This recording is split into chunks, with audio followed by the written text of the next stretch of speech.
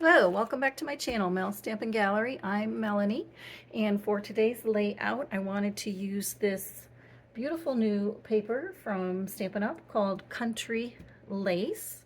I love all the the blues, the basic smoky slate grays, and the subtle patterns, and I thought the different colors would go well with my pictures that I have here today.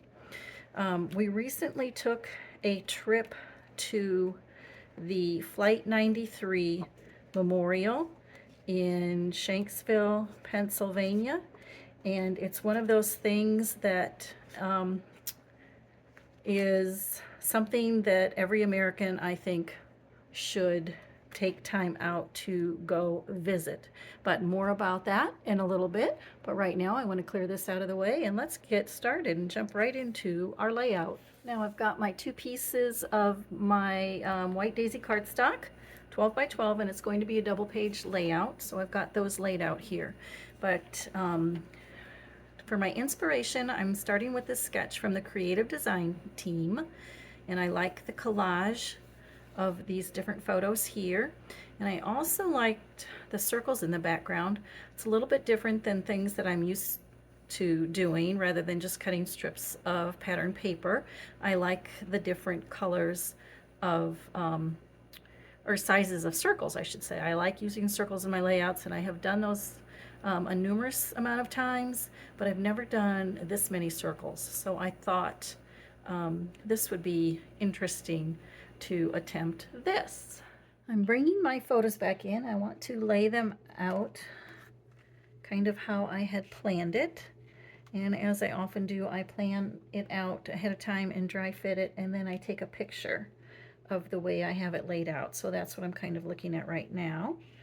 A picture of the layout I took with the picture, or with the the photos in the places where I want them, which was kind of like this, kind of. And let's see, these went over here like this, and then over here probably will be some journaling, I think, right here. Now, the fun thing was trying to decide what papers. When I look at all these pictures, obviously I see a lot of blue, and I see the grays and the steel grays. So from that set, it would have been a no-brainer, I think, to bring in some of this blue. But I think that that's going to be just too much blue with the pictures. So then I thought, well, let's bring in some of the gray. All right, and the gray is good as well. It goes with these pictures. But remember, I've got 3 different circles and sizes of photos. So I do like the gray, and I like the linear look of this one with the stripes kind of going with the linear memorial here, and the linear pieces going this way, and I'll tell you what those are all about in a second. But yes, I like the gray, so I'm sticking with that. But then I also thought, let's bring in a little bit of this very neutral, and I think that might be the basic gray. It's kind of mimicking, I thought, some of the field here, so I thought that would be good with these pictures. And then for the top portion, I wanted something just very subtle. Here it is. I love this pattern. I don't even know if you can see that on camera, but it's such a subtle pattern. So I thought that could maybe be going along the top portion. So then when I put these photos on the paper, I really did like how they how the blues and grays of the photos were set off against the subtle muted tones of the pattern paper. And I kind of stayed away from that blue as well, because the embellishments in the title that I'm bringing in have a lot of the blue, kind of pulls out the blue from the American flag, and then the title that I'm putting up here at the top is actually going to be kind of busy. So that's what, busy. So I wanted to keep that top, those circles, kind of subtle. All right, so I'm going to start cutting circles, and I will be back. Hey, I'm back. So as you can see, I have the circles adhered down to my 12 by 12 pieces. And I did make a change. I flipped that over to the other side to the blue because after I put it down there, the neutral color that I had there was just really kind of getting lost. All right, so let's lay our photos back out here. And I think I'm putting that one about there. And then we've got this one that's going over here. And let's see, where's the other one? Oh no, this one's going over here, sorry. About like that. And let's see, this one. This is one of the main photos. It's taken from far away, but you can see this wall here. This is two cement walls that run parallel to each other, and you can walk in between there. And what this is, it's actually the actual flight path. So, yeah, that's just a little bit haunting, I guess you could say. It's just when you walk through there, you just can't even fathom what those passengers went through that day. The heroics that they showed was incredible, just undescribable, the feelings that you have as you're walking through here. So then I liked this photo too, taken a little farther away with the American flag in the foreground. And then this photo here, again, here is the wall with the flight path, and if you follow it, there is a path that you walk down. And then you come to this big wall. There's 40 marble slabs there, one for each passenger and crew that was lost that day, and their names are inscribed in there. Okay, and then this little boulder right there, well, it's not little, it's bigger than that, but this path, you can't walk out there, it's blocked off, but that boulder is the actual crash site, which of course has been filled in. All right, so then this tower, they call it the Tower of Voices, and there are 40 wind chimes in there. And if you go and stand up there, you're supposed to be able to hear the chimes. And of course, 40 again is for the passengers and crew that were lost that day.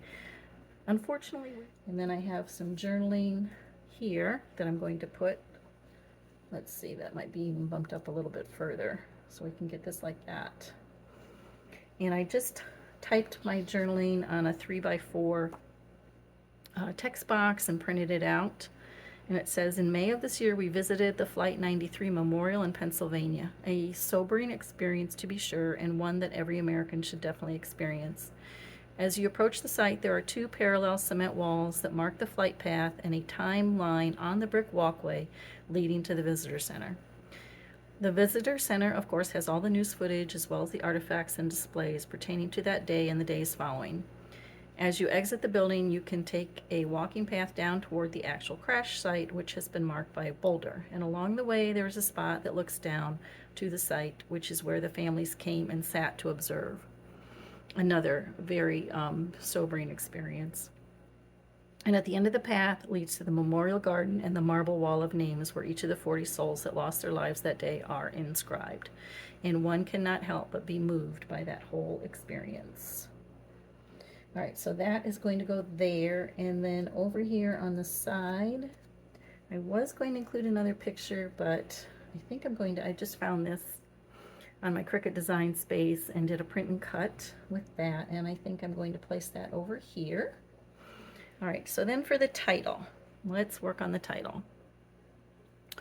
One of the, if you look at the website for the Flight 93 Memorial, it is a national park now. So, and the one thing that they have, it says on their website, it says a common field one day. So let's see, a common field. So I did do a print and cut on my Cricut for that because I really like that saying, a common field. Whoops, let's get this over here. Field, whoops, common field, I already have it there. A common field one day. All right. And then on the other side, I have a common field one day, and then the other side, a field of, I'm losing my word of, there it is, a field of honor forever. So let's see. And again, I made this all on Cricut. A lot of it I did with a text box, like these here, a one day field. Those were all text box. And then the word honor, common field. No, common field was a text box too. Okay, so honor, I found a phrase and just used that. And the same with forever. I type in words or phrases that I want to use in Cricut Design Space and use the pieces and parts that I want. And I do have several tutorials on that on my YouTube channel here, and you can find those playlists linked down below. I'll link those down below when I'm done. Now that the pictures are all down and I do have the title down, I wanted to add a few little embellishments around the page, and I remembered I had this one called Hello Darlin', and it's a scrapbooking Stampin' Thing cuts from Close to My Heart, and the flowers just kind of reminded me of the poppies that you see associated with the patriotic things so much. And I already had some stamped and die cut in the reds and the blues, so that was perfect to go with this layout because there is just this little pop of the red, white, and blue there, so I did want to emphasize that.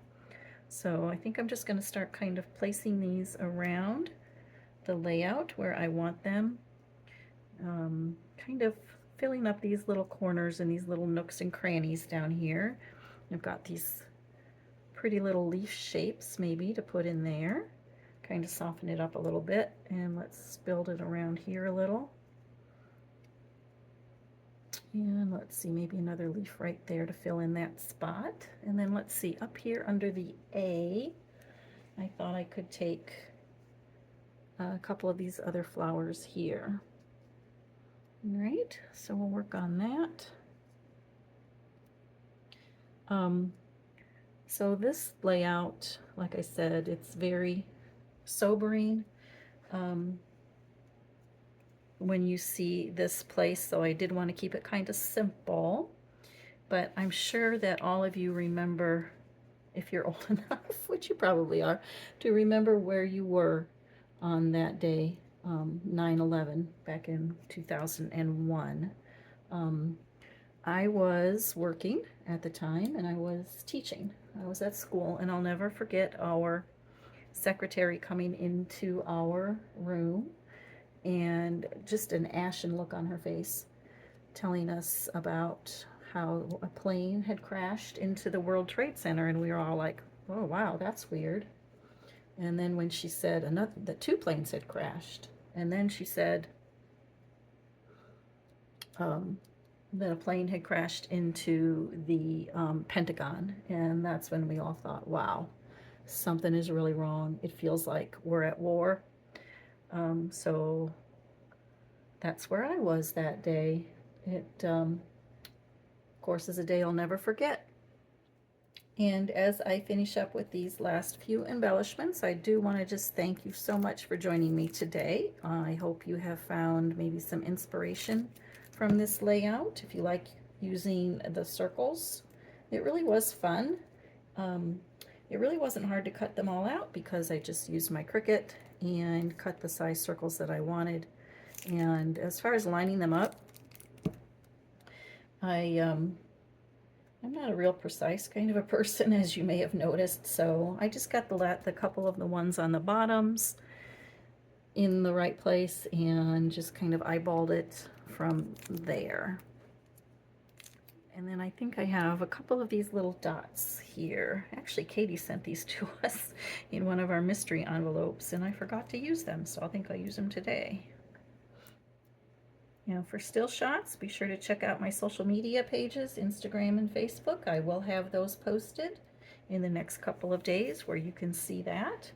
So here we are. I'll hold this up as a close-up for you so you can see both pages. And here are the both pages together. Let me hold that one up for you as well. All right, so if you enjoyed this layout, please be sure to give that a thumbs up. And for more layouts that you might enjoy, be sure to check out this video right here. And for a playlist to see how I do my designing in Cricut Design Space, be sure to check out this playlist down below. And don't forget to hit subscribe. Thanks so much. Have a good day.